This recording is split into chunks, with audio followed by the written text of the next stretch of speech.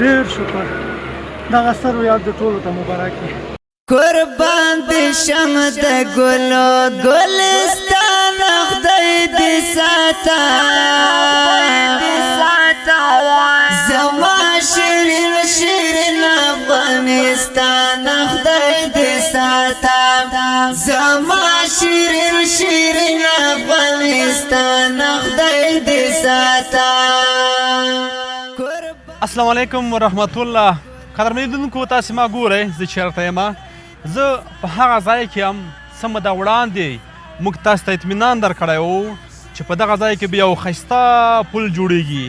هغه پل چې ولس ډېره ورته اړتیا درلودله، هغه پل چې ډېر د ده د نشتون له امله به ډېر مریضان هلته بند پاتې وو، خپل ناروغ به یې شفخانې ته نشو رسولی. الحمدلله د ولس همکاري وه، د ولس مرسته وه چې نن هغه پل چې تاسې ګورئ ولاړ دی او جوړ دی. الحمدلله دغه پل ګډرې او چارې تر دغه ځایه راورسېدلې. انشاءالله دغه ستونزه حل کېدونکې ده. کله چې موږ او تاسې یو بل ته لاس ورکړو، کله چې بل سره اوږه په اوږه ودرېږو، هره ستونزه چې په دې وطن کې دغه حل کېدونکې ده. لکه څنګه چې دغه پل شاید ډېرو خلکو دغه فکر درلودو چې دغه پل ناممکن ده او نه جوړېږي، خو نن دوی ته ثابته شوله چې دغه پل چارې تر دغه ځایه راورسېدلې. انشاءالله دغه ستونزه حل کېدونکې ده، حل به شي. لیدونکو د دې پل په اړه ما یو څه موده وړاندې یو څو خبرې کړې وې، هغه تاسې ما سره په ویډیو کې وګورئ. په خپل وطن کې ولې در په در یم صاحبه وطن زموږ شته خو خو خدای ته وکړو چې بل ځل راځو تاسو سره داسې یو ویډیو شریکه کړو چې موږ په دغه لاره باندې نه بلکې په یو پل باندې پورې شو.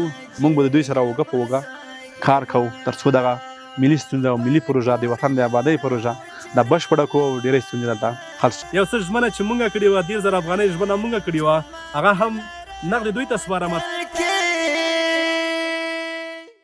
قدرمن لیدونکو دغه پل تاسې ګورئ چې ماشاءالله د ولس په همکارۍ باندې تر دغه ځایه چارې راورسېدلې او تاسې به دغه ښایسته اوبه هم ګورئ چې ماشاءالله د افغانستان لپاره د وینې حیثیت لري. لکه څنګه چې موږ کې وینه چلیږي دې باندې موږ ژوند کوو، همدغسې اوبه هم موږ ته د ژوند هغه لومړی ضرورت ده. راځئ د خپل وطن په خپله جوړ کړو، یو بل ته لاس راورکړو. قدرمن لیدونکو دغه پله چارې تر دغه ځای راورسېدې. انشاءالله نږدې وخت کې به یې پرانیسته هم کېږي د ولسونو په همکارۍ باندې.